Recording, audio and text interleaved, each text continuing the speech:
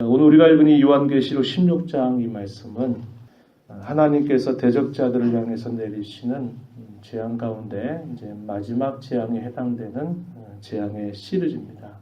우리가 앞에서 쭉 살펴봤던 것처럼 7인의 재앙, 그리고 7 나팔의 재앙, 그리고 세 번째 7 대접의 재앙에 대한 내용인데요. 16장 1절에서 보면 또 내가 들으니 성전에서 큰 음성이 나서 7 천사에게 말하되 너희는 가서 하나님의 진노의 7 대접을 땅에 쏟으라.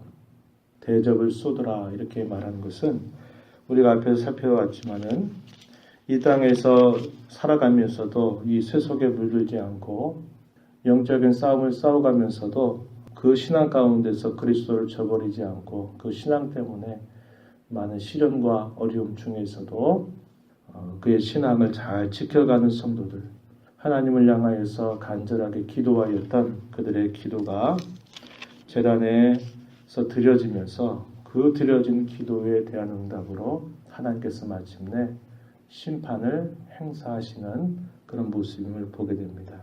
그래서 저와 여러분이 이 땅에 사는 동안에 우리 신앙을 잘 지켜가면서 또 우리가 이런 가운데서 하나님께 드리는 기도가 결코 땅에 떨어지는 것이 아니라 이 기도의 내용들이 마침내 하나님을 거역하고 또 그의 교회를 대적하는 모든 그런 세력들에게 부어지고 쏟아지게 된다라는 것을 우리가 보게 됩니다. 그래서 이러한 일들이 어떠한 방식으로 펼쳐지게 될지는 우리가 정확하게 알 수가 없습니다. 알 수 없지만은 그러나 하나님의 심판이 철저하게 분명하게 심판된다고 하는 그 사실들을 우리가 기억하면서 이런 말씀을 우리가 볼 때에는 적절한 영적인 긴장과 또 근신하는 자세를 가져야 되겠지만 우리 앞에 펼쳐지게 되는 여러 이런 일들 앞에서 우리가 두려워하거나 떨거나 무서워하거나 그런 자세를 갖는 것이 바람직하지 않다. 오히려 우리에게는 위로와 소망과 승리와 기쁨이 되는 그런 하나님의 말씀임을 우리가 기억하면서 이 내용들을 살펴봐야 하겠다는 겁니다. 첫 번째부터 네 번째 대접의 재앙에서는 땅과 바다와 강과 물 근원 해에 그런 재앙이 임하게 되는 모습이 나타나고요. 다섯 번째, 여섯 번째, 일곱 번째 이 재앙에서는 그 대상이 이런 자연에 해당되는 게 아니라 모든 대적자들을 향하고 있다라는 것을 우리가 확인해 볼 수 있습니다. 첫 번째 대접의 경우에는 본문 2절에 보니까 첫째 천사가 가서 그 대접을 땅에 쏟음에 짐승의 표를 받은 사람들, 그 우상에게 경배하는 자들에게 대상이 되고 있는 겁니다. 재앙의 대상이 되고 있고 그들에게 악하고 독한 종기가 나더라 이렇게 말합니다. 우리가 앞에서도 나팔 시리즈, 7 나팔 시리즈 재앙에 대한 부분들을 살펴가면서도 확인했던 것 중에 하나가 뭐냐면 이스라엘 백성들을 애굽에 종살이하고 있을 때 하나님께서 모세를 통해서 종살이하고 있는 이스라엘 백성들을 불러내시는 과정에서 10가지의 재앙을 행했던 것을 우리가 기억하죠.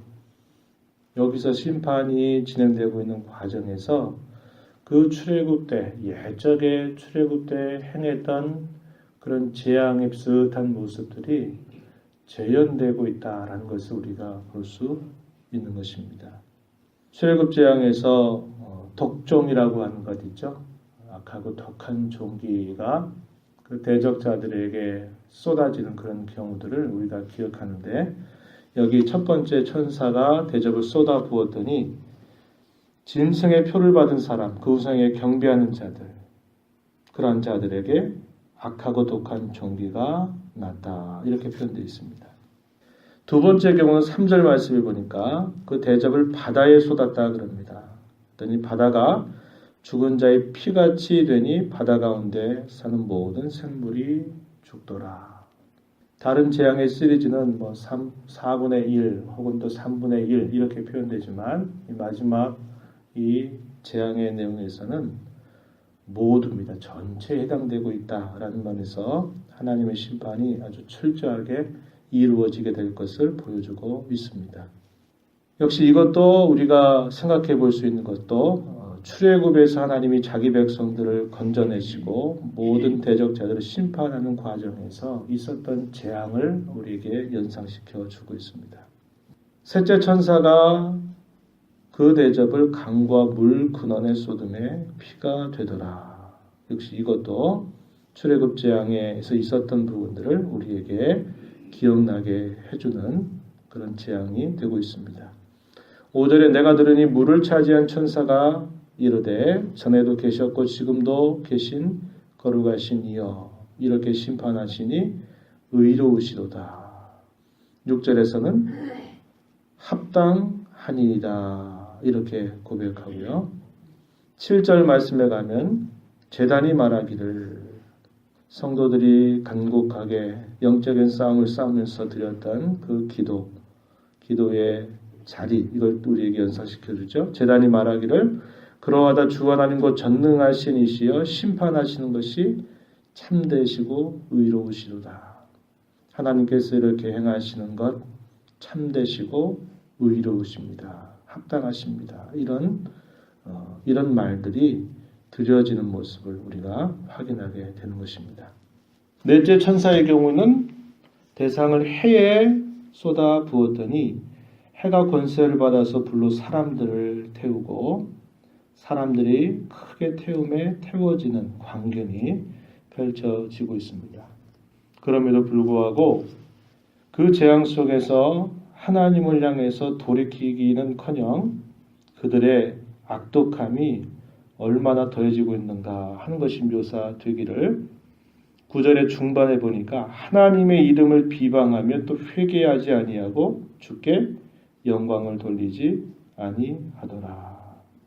회개하는 것, 돌아오는 것, 그것은 하나님의 은혜라는 것을 우리는 알게 되는 겁니다. 사람들이 극심한 어려움을 당하고 큰 재난들을 당한다 하더라도 그 재난 속에서 우리가 잘못해서 이렇게 되었구나.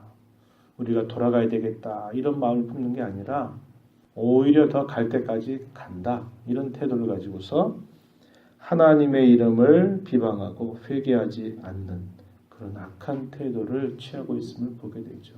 그래서 어떤 일들 앞에서 사람들이 겸손해지고 또 더더군다나 그 일 속에서 하나님의 이름을 모르고 찾는 것은 이건 하나님의 특별한 은혜가 아닐 수 없는 것입니다. 우리 하나님을 섬기는 사람들 또한 이런저런 크고 작은 일들을 만나고 어떤 사건들을 만날 때마다 어떤 일이 있을 때마다 겸손하게 우리의 마음을 낮추고 하나님의 은혜를 구하는 그런 자세를 끊임없이 갖는다는 것, 그것도 대단히 귀한 하나님의 은혜라는 것을 우리는 알게 되는 것이죠. 다섯 번째 재앙에서는 대상이 이제는 어디를 향하냐면 대적자를 향합니다. 10절 말씀에 다섯째 천사가 그 대접을 짐승의 왕자에 쏟으니 그 나라가 어두워지고 사람들이 아파서 자기 혀를 깨물고 아픈 것과 종기로 말미암아 하늘의 하나님을 비방하고 그들의 행위를 회개하지 아니하더라. 극심한 그런 심판이 이제 그 대적자들의 본신을 향하게 됨에도 불구하고 그 악한 자들은 여전히 하나님을 비방하는 일을 멈추지 않고 회개하지 않는 그런 광경을 묘사해 주고 있습니다. 12절 보면 여섯째 천사의 경우에는 큰 강 유브라데의 대접을 쏟았더니 어떤 일이 생기냐면 동방에서 온 왕들의 길이 예비되었다. 이렇게 표현되고요. 13절에서는 개구리 같은 새 더러운 영이 용의 입, 짐승의 입, 거리 선지자의 입에서 나오더라. 이렇게 표현하고 있습니다. 개구리 같은 새 더러운 영. 우리가 앞에서 살펴왔던 요한계시록 12장에 보면 용이 등장하죠. 사탄 혹은 마귀. 대적자의 우두머리입니다. 그리고 그의 동명자가 요한계시록 13장에 보니까 바다에서 짐승이 올라오죠. 근데 뿔을 가지고 권세를 행사한 겁니다. 큰 대적의 세력을 구축해서 하나님의 교회를 박해하는 것이죠. 1세기 당시에는 로마 제국이 그렇게 했다 그랬습니다. 도미티안 황제의 치하에서 예수 믿는 사람들을 국가적으로 박해하는 그런 일이 있었다 하는 것을 우리가 한번 살펴보았었고요. 그리고 땅에서 올라오는 짐승이 있는데 어린 양과 같이 두 뿔을 가지고 있는데 어린 양이 아니라 그랬습니다. 그 땅에서 올라온 짐승이 권세를 행사해서 바다에서 올라온 짐승에게 경배하게 하는 일들을 합니다. 그가 하는 일은 힘과 능력을 행사하면서 미혹하는 일들을 했다 그랬습니다. 그들이 누구냐? 거짓 종교, 거짓 교주들, 거짓 그리스도, 거짓된 그런 미혹하는 그런 거짓된 세력들을 나타내고 있는 용의 동맹자들이었다. 이렇게 이야기했는데요. 그 내용입니다. 여기 개구리 같은 새 더러운 영, 용의 입, 요한계시록 12장에서 등장하는 용이고요. 짐승의 입, 바다에서 올라온 짐승, 그리고 거짓 선지자의 입, 땅에서 올라온 짐승, 용의 동맹자들. 그래서 이들의 영이, 이 더러운 영이 그들의 입에서 나온다. 14절에 그들은 귀신의 영이다 이렇게 말하고 이적을 행해서 온 천하 왕들을 꾀어서 전능하신 하나님을 향해서 대적하는 일들을 준비한 겁니다. 소위 이것이 16절 가서 보면 이 새 영을 히브리어로 뭐라 그러느냐? 아마겟돈이라고 하는 곳으로 왕들을 모았다. 최후의 일전을 하나님을 향해서 대적하려고 하는 그런 전쟁을 벌이는 것, 이걸 두고 아마겟돈이라고 하는데요. 이 아마겟돈이라고 하는 말은 어디에 뿌리를 두고 있냐면 우리가 사사기 4장 5장의 말씀을 보게 되면 가나안 왕이었던 야빈이라고 하는 사람이 이 가나안의 족속들을 모아가지고 이스라엘 백성들을 괴롭힙니다. 괴롭히니까 이스라엘 백성들이 출입조차 하지 못하는 거예요. 그들의 힘이 얼마나 세고 얼마나 강력했던지 출입조차 하지 못할 만큼 이스라엘 백성들이 큰 위기를 만나게 되었을 때 하나님께서 사사를 보내서 그 전쟁 속에서 하나님의 능력으로 극적으로 완전히 반전이 돼서 그 모든 대적자들을 무찌른 그런 사건이 표현됩니다. 무기또라는 곳입니다. 무기또. 그래서 히브리어로 하무기또, 하마겟돈. 그래서 구약의 이런 배경하에서 아마겟돈이라고 하는 말이 여기에 나오고 있는 겁니다. 이것은 다시 말하면 하나님을 향해서 자기가 할 수 있는 모든 세력들을 다 모아서 하나님을 대적하는 최후의 일전을 말해주는 그런 내용이 되고 있는 것인데 결과는 어떻게 될까요? 무너져 버리고 만다는 겁니다. 그 사실들을 이야기해주고 있어요. 그래서 마지막 7번째 대접이 쏟아질 때 어떤 광경이 펼쳐지느냐라고 말할 때 17절 뒤에 가서 보니까 큰 음성이 성전에서 보좌로부터 나서 이르되 되었다, 이루어졌다, 완결됐다, 끝났다 이런 음성이 난다는 겁니다. 결국 최후의 심판이 시행됨으로써 모든 대적자들이 괴멸될 것을 이 대접의 재앙을 통해서 보여주고 있습니다. 우리가 어떤 자세로 살아야 될까요? 그것은 여기 15절에서 우리가 확인할 수 있는 겁니다. 보라, 내가 도둑같이 오리니 누구든지 깨어 자기 옷을 지켜 벌거벗고 다니지 아니하며 자기의 부끄러움을 보이지 아니하는 자는 복이 있다. 이렇게 말합니다. 최후의 심판의 그런 광경이 펼쳐질 때 어떠한 자가 복이 있느냐? 그 심판으로부터 건짐을 받느냐? 깨어 자기 옷을 지켜.